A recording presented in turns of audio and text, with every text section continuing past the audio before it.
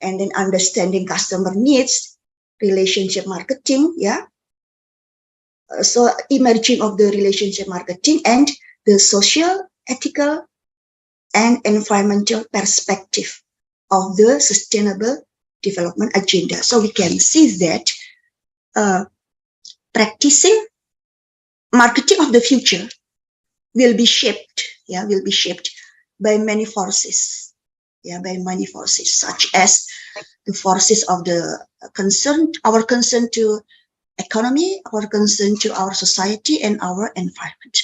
That is why it is very closely related between sustainable development, the big agenda, and the sustainability marketing. Next slide, please.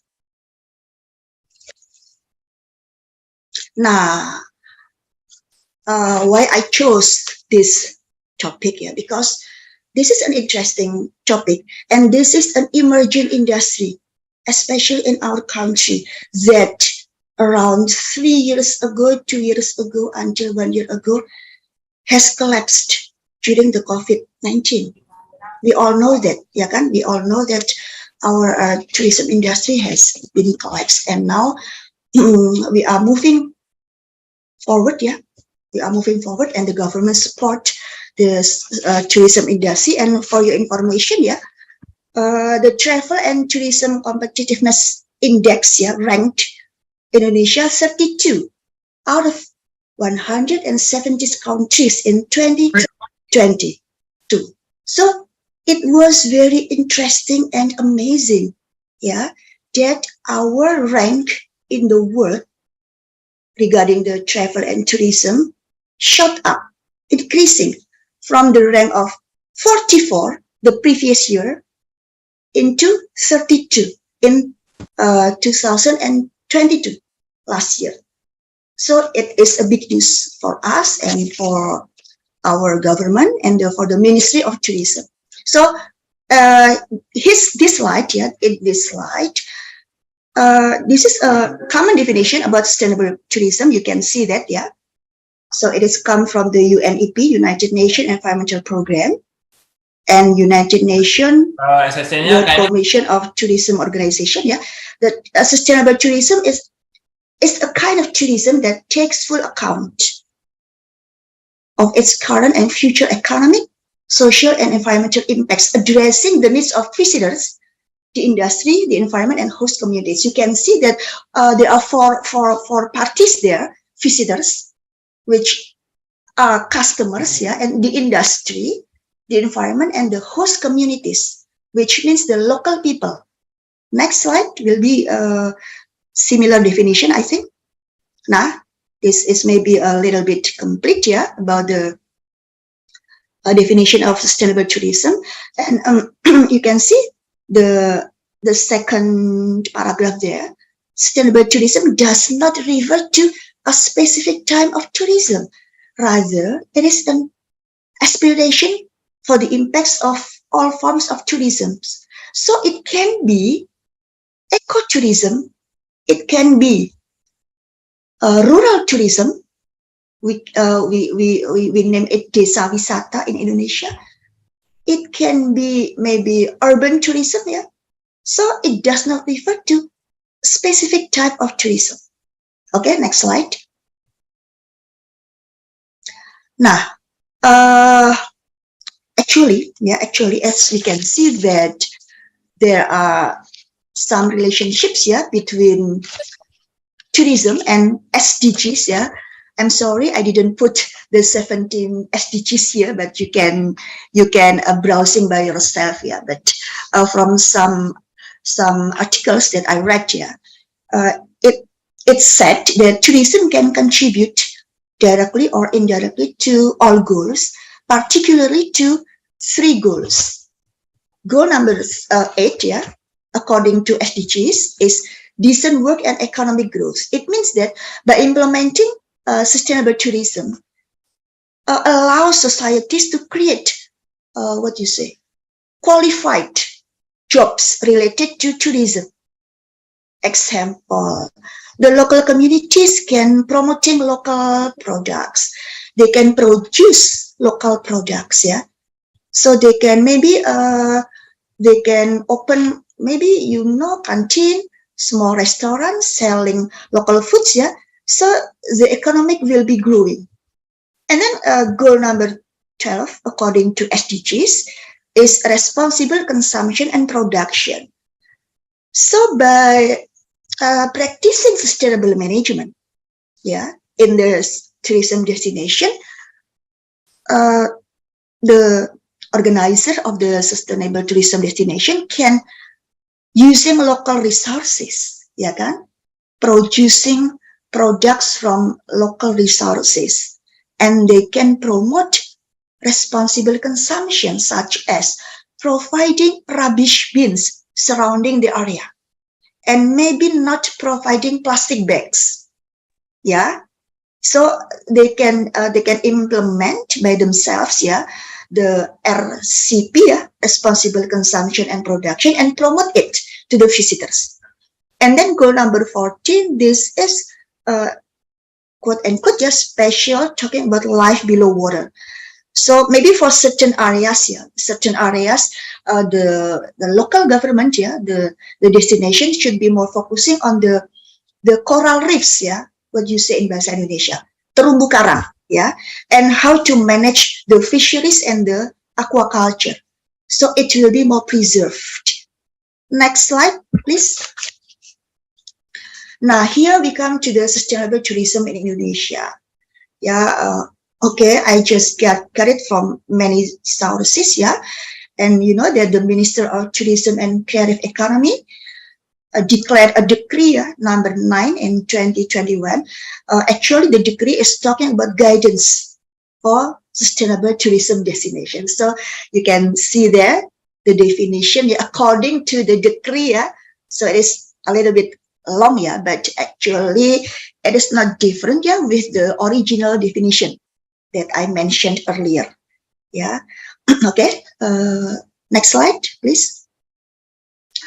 Now, according to the decree of the sustainable tourism, there are 4 main pillars.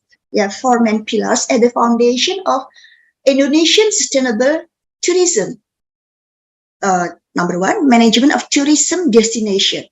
So there are many points. I do not want to share all of the points, but maybe just some important things, yeah, to be mentioned here. Management of tourism destination is about indicators about how the government, local government, yeah, maybe, or the organizer of the tourism destination organize, monitor, and maybe adapt to climate change, and then safety. How about the safety, the security at that place, and then is there any crisis and emergency management? Yeah, and what about the assets of the tourism asset in that place? Yeah, and how to promote the destination. So all factors that I mentioned, yeah, regarding the management of tourism destination. Next pillar is economic utilization for local community. So it is about how to create, yeah, opportunity for the local people, yeah, to get a good job, yeah, and the community must be able to participate in the developing of sustainable tourism destination. And if they have any idea, yeah, they can bring the idea to be discussed.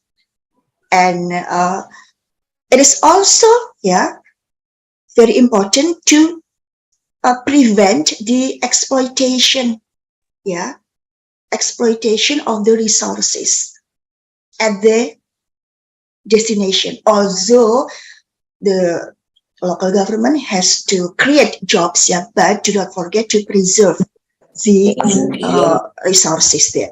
And then number 3 is socio-cultural preservation. So socio-cultural preservation, from what I read here from the decree, it is about visitor management and visitor behavior. It means that maybe the local government, yeah, maybe, or the destination can provide some quote unquote regulations for the visitors, yeah, for the visitors what to obey, yeah, when they are in their destination. So it will preserve the local cultural aspects. And then do not forget to protect the cultural heritage, yeah, around the destination. And then the last one is environmental conservation, of course. Excuse me, Ma'am Ayu. Yes. I'm sorry to interrupt. I just want to remind you that you have 5 minutes left. Okay, thank you very much. Thank you. Okay, the last pillar is about environmental conservation. I will be more faster, yeah. So it's about energy conservation, water management, water supply, quality liquid waste, and maybe environmentally friendly transportation, and all about the environment. Okay, next slide, please. Now, here are some sustainable tourism destinations. Actually, I'm not sure whether they are formally declared by the ministry or not, because I have many resources that there are more than these 7 sustainable tourism destinations. Next. Next. Now, okay, here, yeah. So in the sustainable tourism, there are 3 components, 3 important components. Long-term planning. You have to make a good plan about how to sustain your destination, and full community participation. It is a must. It is a must, because the sustainable tourism destination, needs support from the community. And then the third one is, of course, environmental sustainability.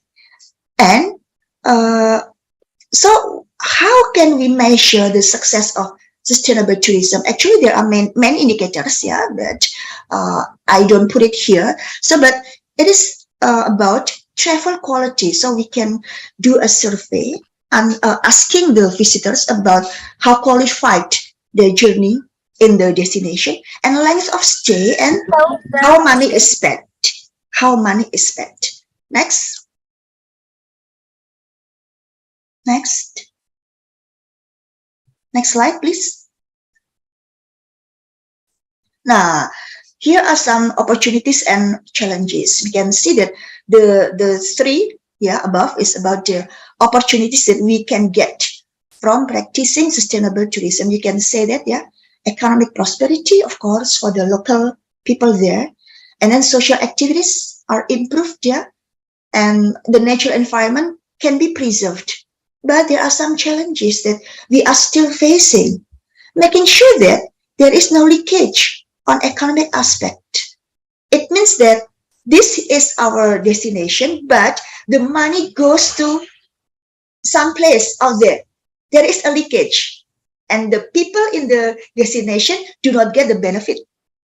And then it is difficult in empowering local people. So we have to try.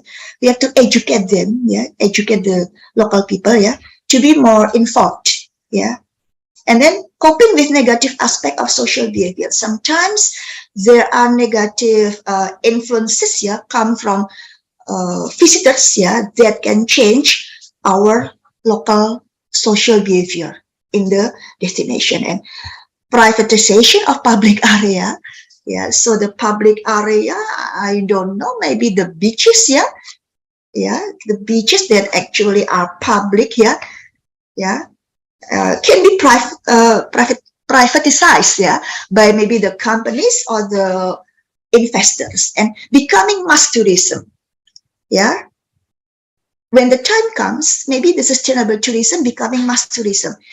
For the economic, it is good, but don't forget, it can harm the environment, because many people will come. Many people will do the selfie. Okay, will do the selfie and maybe damaging the environment. Okay, next. This is the survey by booking.com. Actually, Indonesians visitors, they are aware about sustainable tourism, but they do not know how to get the information. So the information about it still lacking of information is the problem. Next, I think it is the final presentation. So how we as the university, we are from the university, can contribute. So especially maybe for the faculty of tourism, faculty of tourism, or maybe some curriculum, curriculum that encompasses the sustainability aspects. And during learning process, here we in Trisakti, we have announced ourselves a sustainable campus, so it has to be there, you have to bring your own tumbler in campus, and maybe we can help doing the research, regarding sustainable tourism, and maybe making partnership with industry to measure developing the construct to sustainable tourism, and helping to building capacity, giving training, and helping the local government to monitor the performance of the destination. So these are our roles as the academicians to help in achieving the sustainable tourism. Okay. Nah, begitu Bapak Ibu. Next, maybe. I think the last slide of me. Now, this is my last slide. So recent research of sustainable tourism. There are many research about sustainable tourism in reputable journal. So actually, what I have read here from the articles, there are some psychological aspects and the nature of the destination itself that can predict people's intention to visit the sustainable tourism destination. So many research proved it, and I suggest that the destination should promote using social media advertising by highlighting the personal factors, self-identity, environmental concern, environmental knowledge and values, as well as their nature-based destination image. So you can use social media advertising, to promote the destination, and maybe universities, can conduct event, seminar, talk show, with the partnership with the destination, some destinations, to promote this. And don't forget, we are now living in the 21st century, so don't forget to use public figure or influencer or maybe brand ambassador to promote and represent the destination. Okay, I think that's all from me, for my presentation. Can I still have time, Gloria, to play the video or not? No? Okay, it's if How long time, is the video, ma'am? How many? Vivian, How many can minutes is it? I don't know exactly, 5 minutes maybe. Okay, but let me check it out, you can go to Prof. Jati. If there is time, I will contact you, Gloria, Okay. Okay, then thank you, Dr. Ai, for the excellent presentation. That was such a clear explanation. We've learned a lot from our first speaker, and I bet we will learn more from our second speaker, Associate Professor Dr. Jati Kasuma. Same as before, a short introduction won't hurt. Prof. Jati has been an academician for some years, since 2003. He got his PhD at one of France's top universities, which is Université de Toulouse ou Capitole. Outside of the academy, he also has professional membership in many associations.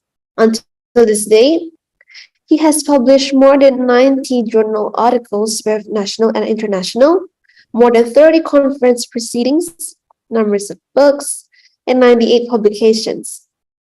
For Prof. Jati, you have 20 minutes starting from now. The time is yours. Okay, thank you so much. Very cute MC today, both of you. All right, I'll just share my slide. I will manage my own slide, okay? All right, 15 minutes. I try my best to do it as good as I can, as simple as I can, right? Right, the topics is not really precise to me, so I just put it practicing green marketing by a well-known brand, and probably some of the Malaysian experience and how we manage green marketing to fulfill part of our SDG, as well as the whole world talking about green marketing. Right. Okay. This is a brief about me in general. It's like 20 years with UITM. So, well, not much, not be compared to the rest of other senior lecturers in UITM and as well as lecturers from Trisakti. Again, I would thank very much to Trisakti is invite me again, although this time is through webinar. But before this, I went to Trisakti with my PhD student. We share a lots of some of the research findings from my DB and PhD students. Right now, we talk about the green marketing in general. What people is focusing on the brand of the self. They try to promote the brands and also the goods and the products, as well as the philanthropic initiative by highlighting the environmental and sustainable practices. So this is the one that they want to highlight, and it shows that the company are really concerned on what's happening related to the environmental issues. Yeah, this is the gist of the green marketing. But since we have students in this session, so probably I will go on slightly on defining what is green marketing. Probably could help you to refresh some of your mind on these definitions. Okay, but again, looking at the green marketing in general is serve as the medium for the companies to communicate the environmentally friendly business practices. Okay, while showing how the products have evolved in response to the customer demand for such improvement. In such a way that shows that we are profit-based company as well. We are really concerned on the environmental issues. Okay, so through the green marketing, actually is promoting ecologically friendly goods and practices. Is important parts of any company's marketing strategies, and the green marketing is the great methods to show the dedications the brand has towards saving the planet. Right, this is some of the quotes from the Kotler. I think all the marketing students, they should know who is Kotler. Concerns for the natural environment has spawned the so-called green movement. But today, enlightened companies go beyond what government regulations dictate. They are developing strategies and practices that support environmental sustainability. This is what the previous lectures mentioned on sustainability. An effort to create a world economy that the planet can support indefinitely. They are responding to consumer demand with more environmentally responsible products. So this is how Philip Kotler look at the green marketing in general. Okay, what is exactly green marketing? But this is based on definitions from American Marketing Association. They said that green marketing is the marketing of the product that are presumed to be environmentally safe. But how? Green marketing incorporates a broad range of activities, which include product modifications, okay, changes to the production process, packaging changes, and modifying advertising. I believe from this definition, you can see how is existing company, whether international or nationally, how they rephrase or they use these kinds of concept activities fulfilling this green marketing concepts. Okay. Now, for the academic definitions, Pride and Farrell, 1993, they said that green marketing is so alternatively known as environmental marketing and sustainable marketing. Refers to the organization effort in designing, promoting, pricing, and distributing products that will not harm the environment. When you look at the issues of promoting and pricing, you will see some of there might be a big impact on how consumer responds to the green marketing activities. Okay, I'll show you some of the research findings on this. Right.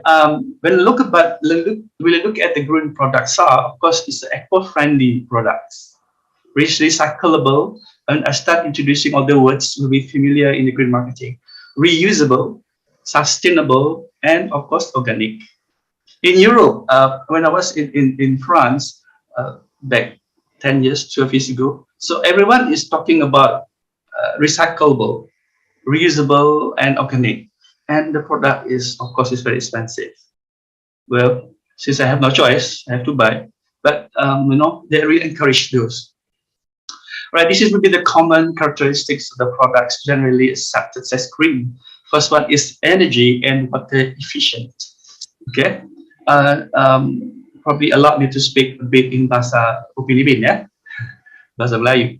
Kalau di Eropah itu mereka kerap menggunakan air based on sensor, because they don't want to waste the water as well as the energy. Sebab tu dia banyak menggunakan sensor. When you happen to enter the building, especially in the hostel, it looks so dark. Whenever you take in, everyone is the light automatically on, you see. So they want to really save the energy. Pada mudahnya saya agak not comfortable with that condition, you see. Why everything is so dark? I thought they just try to search where is the Swiss, Swiss electric, tapi nggak ada. Rupanya mereka menggunakan sensor for the energy. Non-polluting, having low carbon footprints, non-toxic, biodegradables, and most renewable. Okay, now I'm not sure in Indonesia, but in Malaysia we start using solar. Lots of houses and lampu di jalan raya itu telah menggunakan solar energy. So slowly that we will promote more on solar energy rather than menggunakan electric daripada hydroelectric.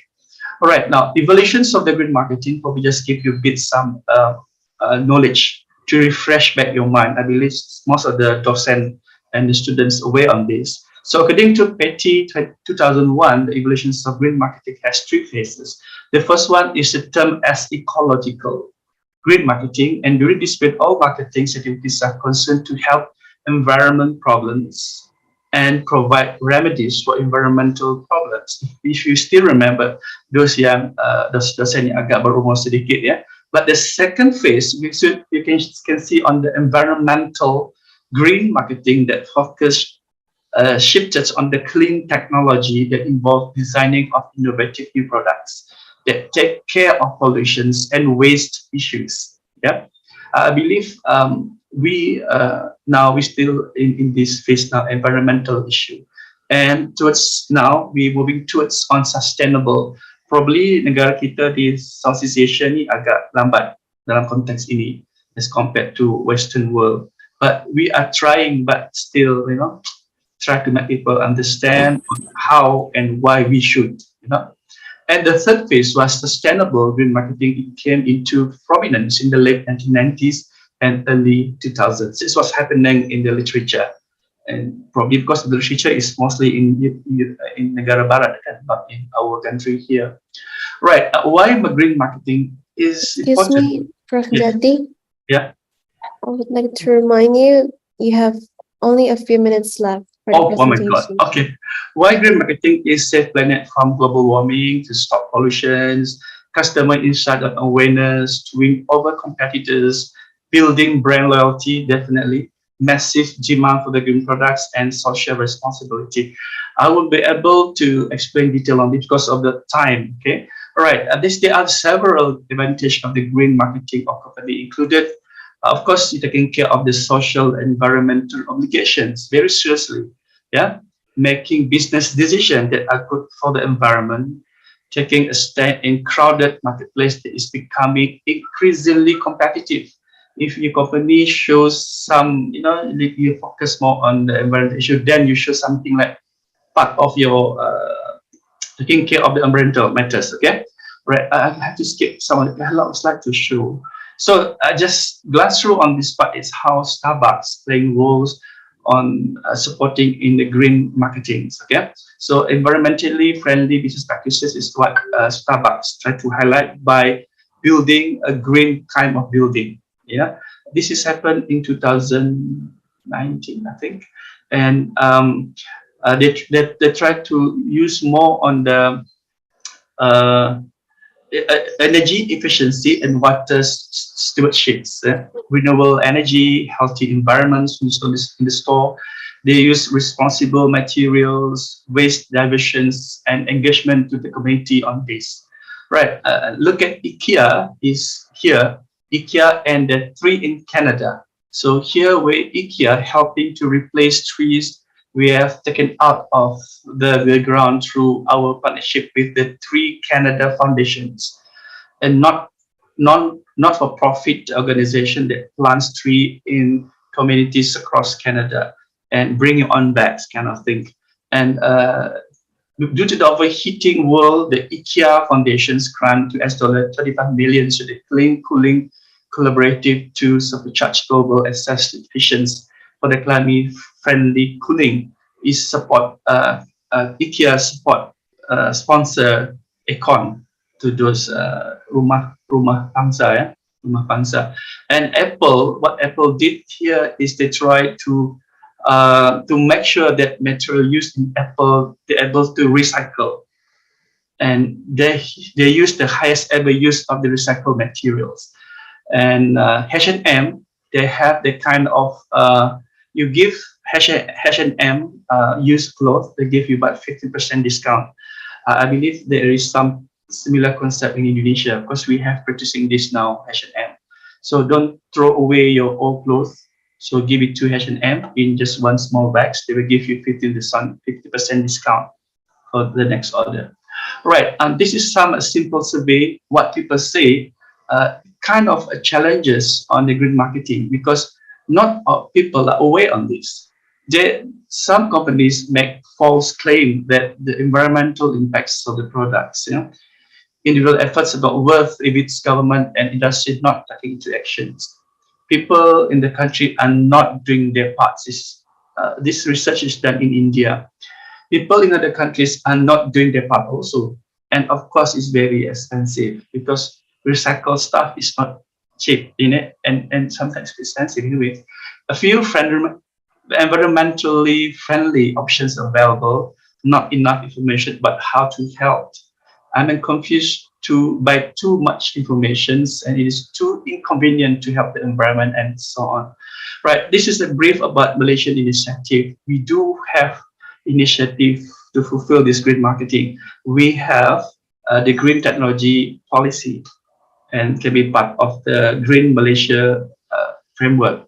So we actually announced to have like 1.5 million in soft loans to other companies in the energy, building, and transportation, water and water sector who are interested investing in the green technology base. This is what is based on budget 2019.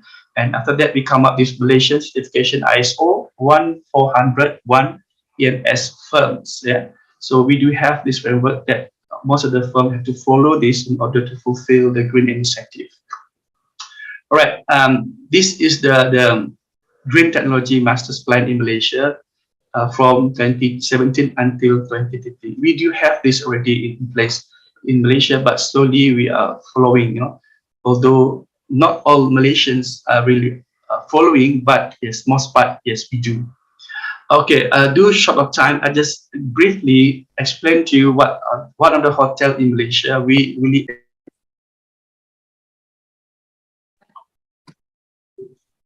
sorry, is it time off? Time's up? No, Prof. Jati, you still have some time, so you may go on. Okay, all right. The Frangi Pangi Hotel Langkawi, he used to won a few awards as part of participate of this resort in kind of renewable energy and eco-friendly and also green marketing. So I've been to this hotel before where they use most of the recycled products and dia punya toilet itu ya WC-nya nggak ada atap tapi dia di atasnya adalah dia tanam pokok. So the toilet when you take a shower tapi a bit high, you see, so no one can just tajat and what you doing inside there. So the toilets is there and the atas tu adalah pokok. So the customers really enjoy the moment with rain at the same time and the shower. So in such a way, they try to reduce using lampu energy, surf energy, and of course they use solar again in the village, in the resort, and they tanam pokok serai lemongrass, yeah. So dia potong hujung lemongrass itu so that the smell of the lemongrass itu boleh halau nyamuk. So they didn't use any of the chemicals and things like that untuk halau serangga. Daun pandan also dia dipotong kecil-kecil, diletak dalam ruang tamu room in the chalet in the resort so that they boleh halau lipas. So I really enjoy staying there, although it's only 2 nights, but they're really utilizing all the resources nearby the hotel and for the customers. And the customer juga diberi briefing how this hotel try to utilize all the resources we have in order to fulfill this eco resort. Okay, so that's why this hotel won a lot of prizes, awards from the from Asian, based on Asian Standards Hotel, as well as from the government of Malaysia. Okay, so this is the references from me. So will be 15 minutes. Yeah, thank you. I think that's all in brief. 15 minutes about the green marketing. Thank you.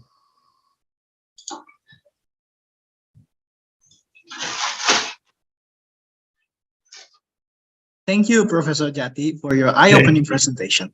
Wow, that's a really great presentation. We've heard from both of our amazing speakers.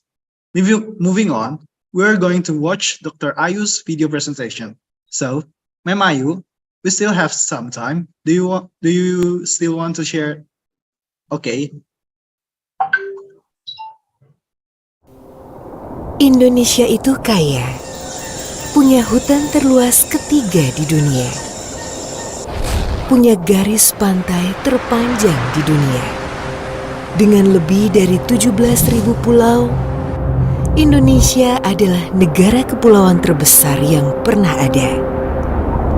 Indonesia penuh pesona, rumah bagi ratusan suku bangsa, surga bagi warisan dunia. Tersebar di sepanjang garis khatulistiwa, disucikan adat dan kearifan lokalnya.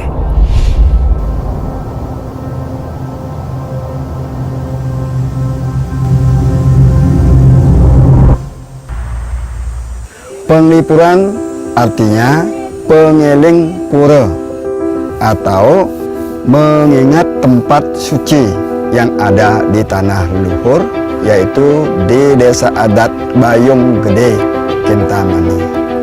Tentu ini diawali dari hati yang bersih, pikiran yang bersih, jiwa yang bersih, dan ini tentu akan berkembang lingkungan lebih bersih, alam kita menjadi bersih.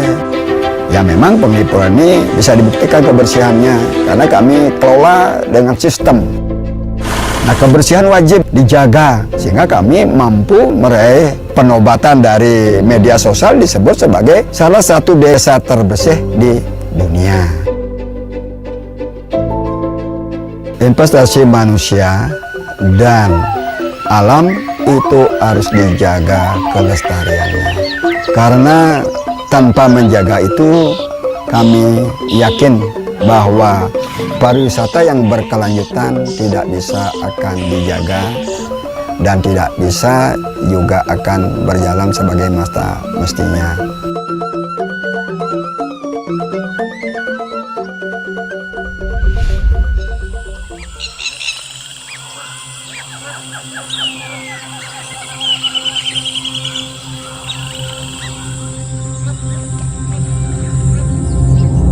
Gunung Kidul merupakan salah satu atau mempunyai destinasi pariwisata yang saat ini bisa dikembangkan ataupun sedang berkembang, kemudian juga banyak wisatawan yang berkunjung ke Gunung Kidul. Langgeran ini mempunyai potensi alam namanya Gunung Langgeran. Awal mula sebelum dinamakan Gunung Api Purba ini merupakan Gunung Langgeran. Setelah kami menyadari kami ada potensi di Gunung Api Purba ini, kemudian banyak wisatawan orang yang berkunjung di Langgeran ini, kami bersama-sama dengan masyarakat, kelompok-kelompok masyarakat mencoba mengolah potensi sehingga wisatawan bisa kita arahkan agar wisatawan orang yang datang ke Langgeran ini tidak hanya melakukan trekking naik gunung. Akhirnya kerja keras kami tidak sia-sia. banyak penghargaan yang kami peroleh dengan kami mengembangkan pariwisata berbasis masyarakat. Salah satunya kami diapresiasi jadi salah satu desa wisata terbaik ASEAN atau CBD. Kemudian kami juga diapresiasi pemenang ISTA, Indonesia Sustainable Tourism Award, yang mengantarkan kami menuju ASTA, ASEAN Sustainable Tourism Award. Ini adalah sebuah capaian dari hasil kerja keras kami bersama masyarakat. Indonesia dengan paduan alam, budaya, dan manusianya adalah fakta yang menguatkan pariwisata bisa berkelanjutan. Pariwisata Nusantara berevolusi dan berkembang mengikuti kemajuan zaman demi keberlanjutan pesona Indonesia. Semakin dilestarikan, semakin mensejahterakan.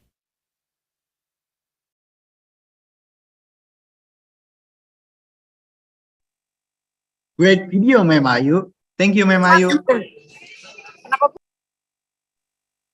All right, I'm sure with all of that information and material, the audience will have some questions to ask our amazing speakers. It's now time for our Q&A session. For those who have questions, now is your chance.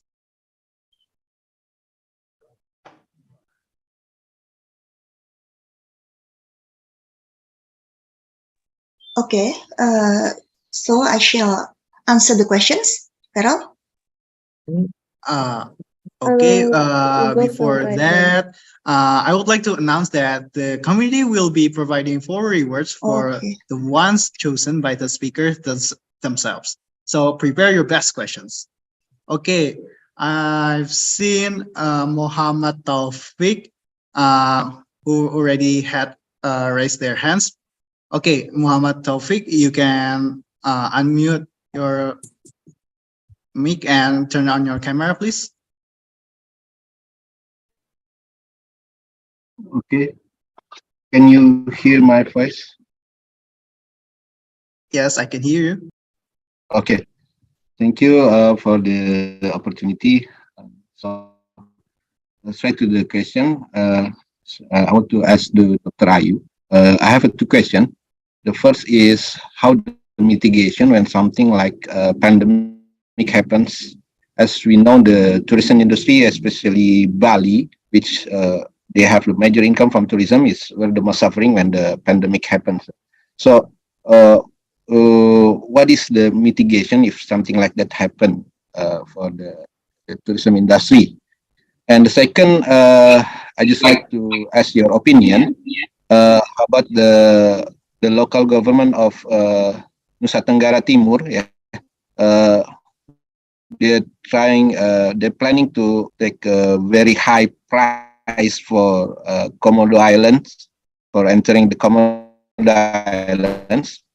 So it make the tourists cancel their trip to go there. That tourism industry, like aviation, like the hotels.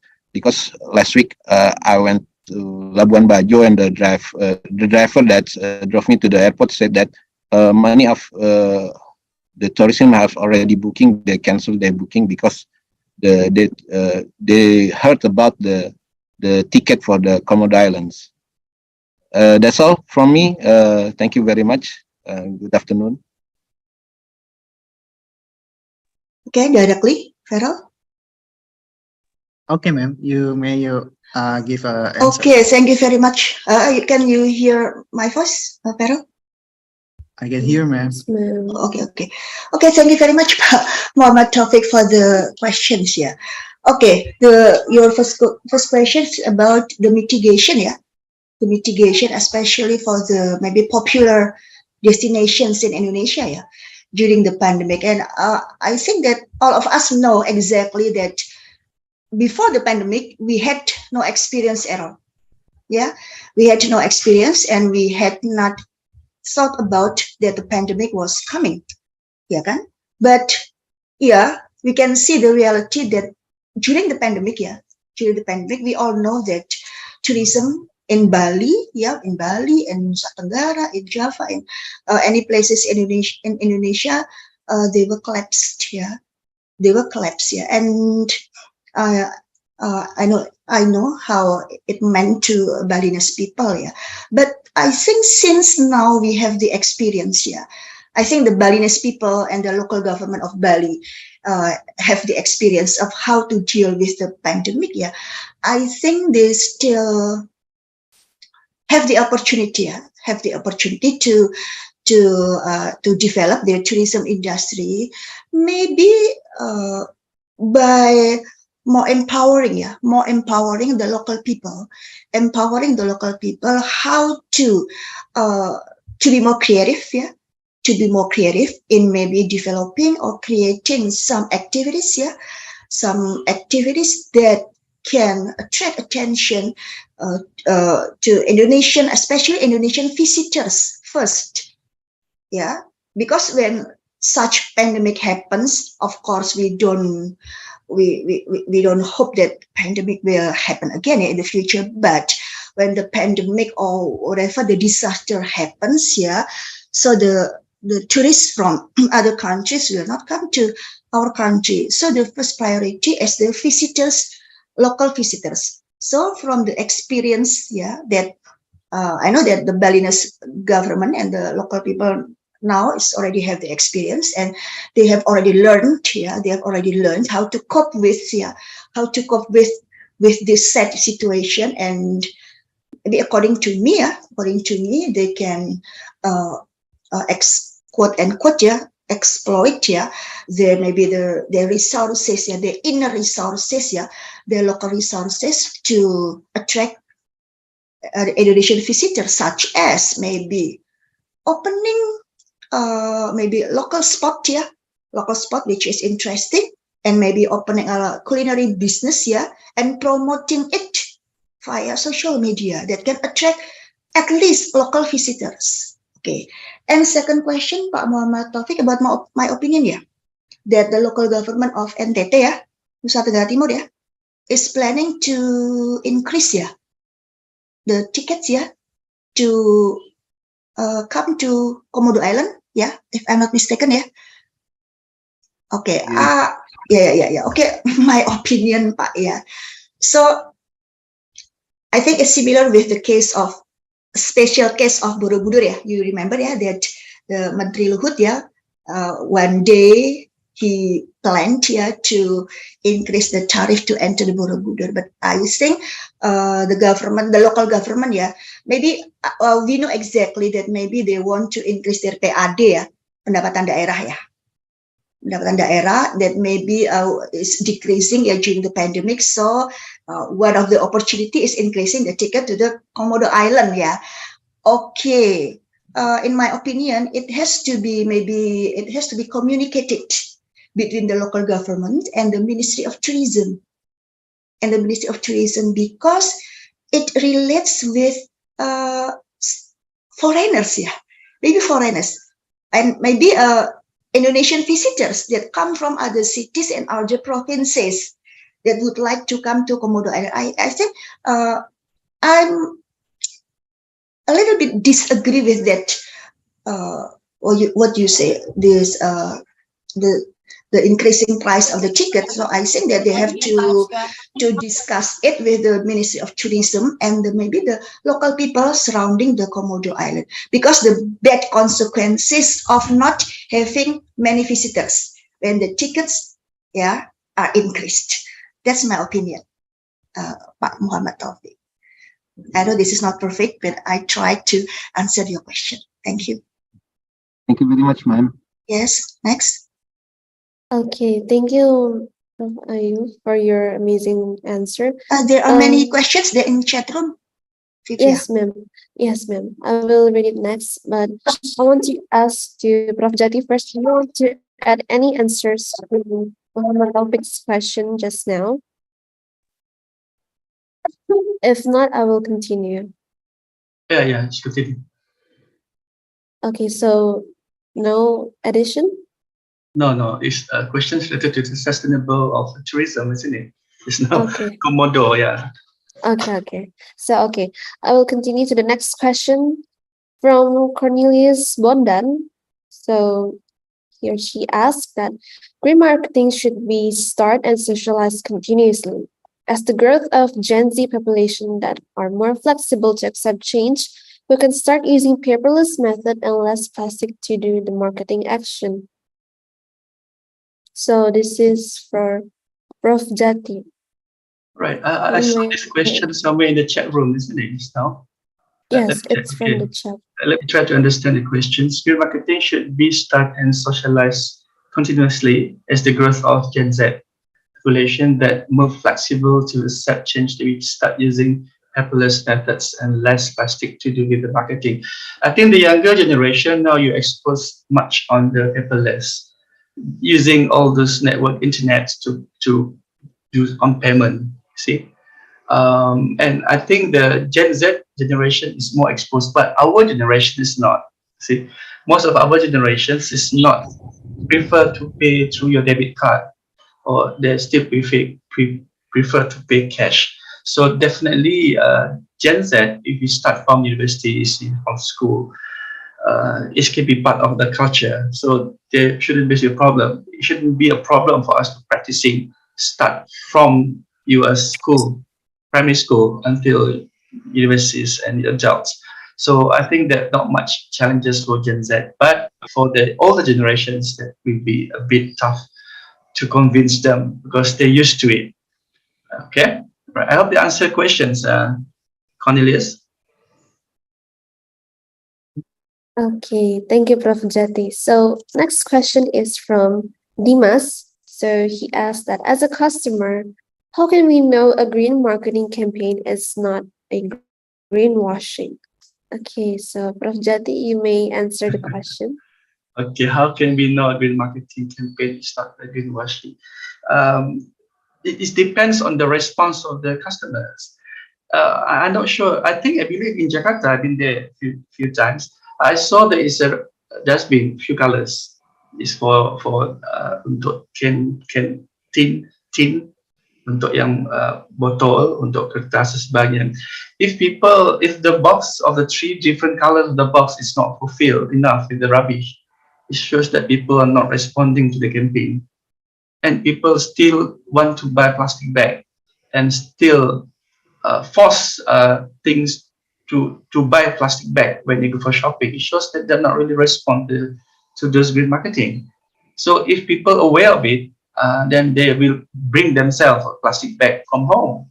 Then you know they're aware that everyone in the city is actually practicing the green marketing. So all those actually we can see how far people respond to just practicing. If you're not practicing, they ignore. That shows that the campaign is not effective, it's not efficient enough. That's what I can see.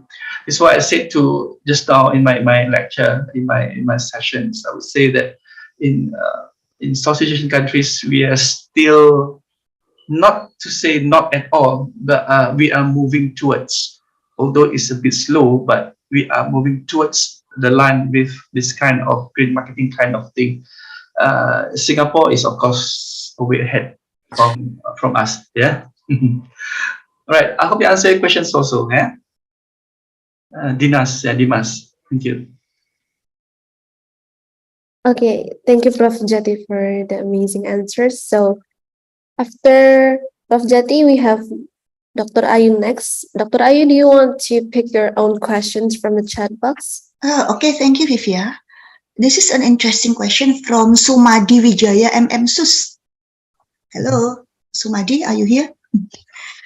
Okay, you are asking about what should be manifested from the sustainable marketing practice in tourism industries dealing with multi-products and customers' needs domestically and internationally. How is sustainable marketing best applied? Okay, interesting question. Yeah, interesting question. But from my presentation, I hope that I gave you a little bit information about how a sustainable tourism, ideally is, but actually we are trying to do our best. Okay, we are now living in the digital era.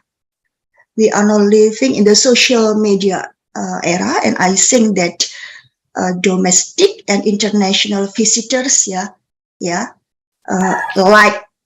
like to show up in the social media, like you maybe, Sumadi, and all of the students which are younger than I am, of course. You are all have account in Instagram, in TikTok. I don't have TikTok actually, and maybe in I'm a Facebook generation, such as Memluki, and I don't know about Rohjati, but anyway, now we are living in the same culture, same culture, cosmopolitanism and global culture that we are now living in the social media era, and we cannot avoid it. Now, due to the sustainable tourism, I think the local organizers, or maybe local government or the Ministry of Tourism must understand this era, must understand this need. And now don't you forget that according to the booking.com survey that I mentioned earlier, that visitors actually are aware about sustainable tourism law, although they don't have much information about it. They know exactly. They would like to stay at green hotel, according to the survey. And this is the opportunity of the sustainable tourism destination organizer to implement it, to implement it, maybe by providing the green cottage, green hotel, green motel, and then by providing opportunity for the visitors, domestic and international, to take picture and do the selfie, and providing the interesting or maybe good spot surrounding the area, and empowering, as I mentioned earlier, empowering the local people, local people to create something, something about that, make them proud of, and promote Indonesian. So still, I think the regarding the domestic and international visitors, we can still implement and practicing sustainable tourism. Thank you. I hope this answers your question. Okay, thank you so much, Dr. Ayu, for your answers. Okay, next, to Prof. Jati, do you want to answer or pick your own question like Ma'am Ayu did just now? There are lots of questions for the green marketing here also. Right. Yes. From my view, is from Budiman. All right. Question for me. For my view, I think if we want to do the green marketing, we need to invest in a huge amounts of, such you said before, solar panels. As long as I know the solar panels is expensive enough for the finance perspective, how do we sure that do the green marketing will give a good return to the company? Government intervention definitely needed here. If the government intervention give lots of fund for the company who practicing green marketing, definitely they will be part of the factors contribute to the success of this effort. As I mentioned to you earlier in my slide, government, we have this ISO certification. If you follow this, there will be a fund pumped by the government for the company practicing this. In fact, in the states of Sarawak, because I'm from Sarawak now, Sarawak government now we start encouraging commercial areas, and also the companies start fixing their own solar panels. And if they have enough energy to store for the whole week, for instance, if they would like to sell the energy to the Sarawak Energy will buy from people, from the public who have stored a lot of energy from solar. So this is kind of the efforts from the government to help and encourage people and invest more on the solar panel energy. I know it's a bit expensive, but you only store at one time, and then you can store the energy for long. Rather, they have to pay to them for the electricity bills. So after the awareness and not only the campaign, for us, how we make sure that people are following what the government want us to do, the government need to make sure that everyone is understand why, how, and how much they invest, things like that. And a very thorough calculations what you get in return.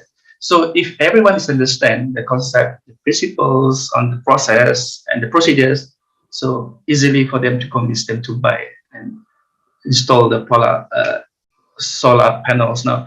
In fact, now government through the social entrepreneurship programs, we try to link with the universities, lecturers, and also students. Try to implement the solar panel to the orang asli on the rural area, so that they not depend too much on the government on electricity. So they use solar panels for them untuk tenaga di Kasang Dua Banda, because to install electricity and tiang-tiang cost a lot of money. So whether we will invest more on the solar panels to the Kasang Dua Banda, this is funded by the corporate company and part of the CSR as well as the social entrepreneurship programs. So it's how we integrate public, private, university, and sectors to work together to help in kawasan luar bandar. So now university in Malaysia, we more towards rural area. We're helping on rural area, doing on transfer technology, knowledge, and so on. So essentially, we helping moving towards the line with this kind of green marketing and renewable energy, and lots of related to this, to our rural area. So I hope answer your questions, Bodiman. Okay, thank you, Prof. Jati, for your answers. Okay, so next we got Farrell over here that will read the next question.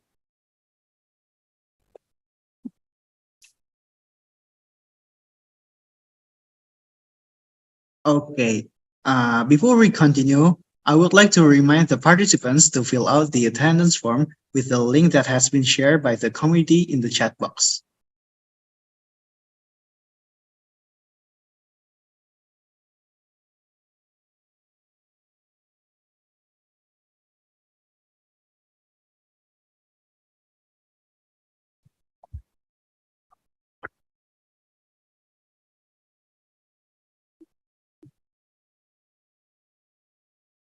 Okay, next we will announce the 4 chosen participants that had asked great questions during our Q&A session today. Okay, I will immediately mention 4 names that have been directly chosen by our speakers today. Sumandi, Aliandra, Muhammad Taufik, and Budiman. I will repeat the names once again. Sumandi, Aliandra, Muhammad Taufik, and Budiman. Congratulations to the names that I've mentioned. Please contact our contact person written on our flyer to claim your reward. Okay, so due to the lack of time, sadly, we have to end this Q&A session. So thank you for all the participants that have asked the questions, and also thank you for both of our speakers for your clear and great explanations. Once again, congratulations to the winners. Moving on, we would like to thank our speakers by giving them certificates and taking a group photo to commemorate this day. Now, it's time for the certificate handover. For Dr. Kurniawati MM, CMA, CPM, you are welcome to deliver the certificate virtually to Prof. Jati.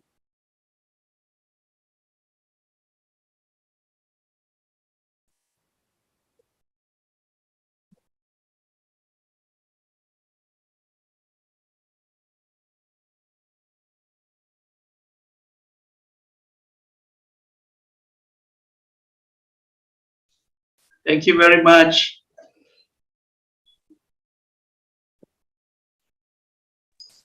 Thank you, Prof. Jati.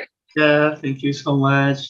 I have to take this picture, very good, with next to Dr. Kurniawati. Thank you, Prof. Jati, for your presentation today. Right. Very excellent. Thank you so much.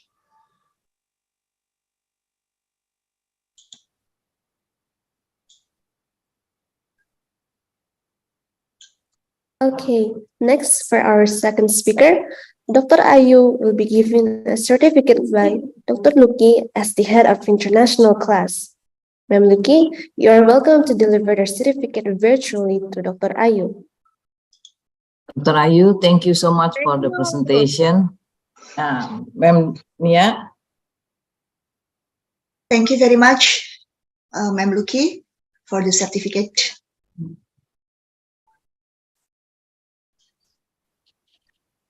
Thank you, Dr. Ayu and Dr. Luki. Next, we will take a picture in order to document our event today.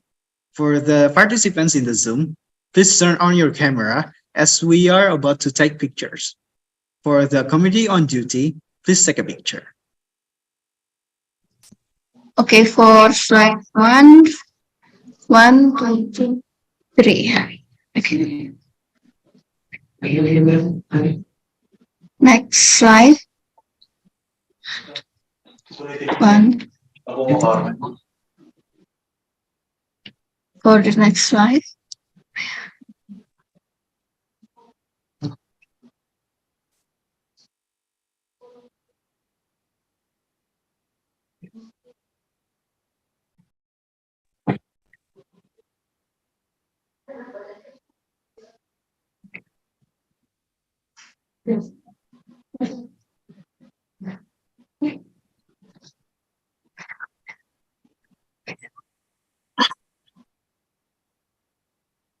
once again, thank you very much for Prof. Jati and Dr. Ayu that already share your time and knowledge to us. Very interesting topic and very insightful. Hopefully we can do it again next time, and hopefully we can do it face to face, yeah, Prof. Jati and Bu Ayu. Must be more interesting. Thank you. Okay. Thank you so much. Thank you for Thank you very much. participant. Thank you. Thank And you, of course- Ma'am Nia. Yeah, thank you. And of course, thank you for all the participants. Okay. Thank you, Thus, Prof. thus, ladies and gentlemen, this event has come to an end, and it's hoped that today's event will add insight and knowledge for everyone. We would like to thank everyone who has been willing to lend a hand in ensuring the success of this webinar. We apologize on behalf of the Committee on Duty if there are any incorrect or less than desirable words. I'm Fifia. And I'm Farrell. See you in the next webinar. Thank you. Thank you. Thank you.